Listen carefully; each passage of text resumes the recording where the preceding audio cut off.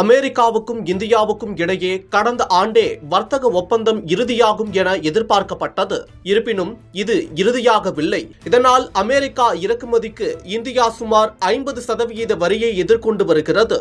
இதற்கிடையே India America வர்த்தக ஒப்பந்தம் இறுதியாகாமல் போக காரணம் என்ன என்பது குறித்து அமெரிக்க வர்த்தக அமைச்சர் வெளிப்படையாக பேசியிருக்கிறார். அமெரிக்க அதிபர் டிரம்ப் கடந்த ஆண்டு ஏப்ரலில் உலக நாடுகள் மீது திடீரென வரிகளை உயர்த்தி அதிரடி காட்டினார். அதன்படி இந்தியாவுக்கு 50% வரியை அமெரிக்கா விதித்தது. இதில் ரஷ்யாவுடன் இந்தியா வர்த்தகம் மேற்கொண்டதாக கூடுதல் வரியும் அமெரிக்காவால் விதிக்கப்பட்டது குறிப்பிடத்தக்கது.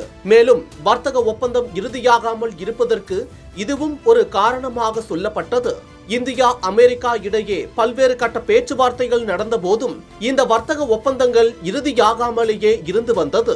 ஆனால் இந்த வர்த்தக ஒப்பந்தம் இறுதியாகாமல் இருக்க வேறு ஒரு காரணத்தை அமெரிக்க வர்த்தகத்துறை அமைச்சர் ஹாவர்ட் லுட்னிக் கூறியிருக்கிறார். அதாவது இந்தியா அமெரிக்கா இடையேயான வர்த்தக ஒப்பந்தம் தோல்வியடைந்ததற்கு கொள்கை வேறுபாடுகள் காரணமல்ல என்றும் மாறாக பிரதமர் நரேந்திர மோடி அதிபர் டொனால்ட் டிரம்புடன் நேரடியாக பேச மறுத்ததுதான் முக்கிய காரணம் என்று அவர் குறிப்பிட்டுள்ளார். வர்த்தக ஒப்பந்தம் தயாராக இருந்தது என்ற லுட்னிக் அப்போது டிரம்பிற்கு போன் போட்டு மோடி பேசியிருந்தால் எல்லாம் சுமூகமாக முடிந்திருக்கும் என்றும் இந்தியா தயக்கம் காட்டியதால் மோடி அழைக்கவில்லை என்றும் லுட்னிக் ஒரு நேர்காணலில் தெரிவித்தார்.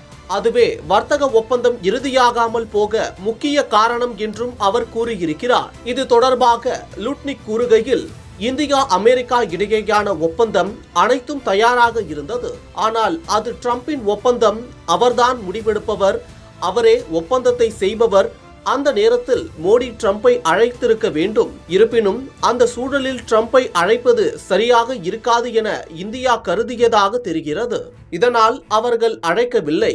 மறுபுறம் இந்தோனேஷியா, பிலிப்பைன்ஸ், வியட்நாமுடன் ஒப்பந்தங்கள் செய்தோம். உண்மையை சொல்ல வேண்டும் என்றால் இந்த நாடுகளுக்கு முன்பே இந்தியாவுடன் ஒரு ஒப்பந்தத்தை எதிர்பார்த்தோம் என்று விளக்கினார்.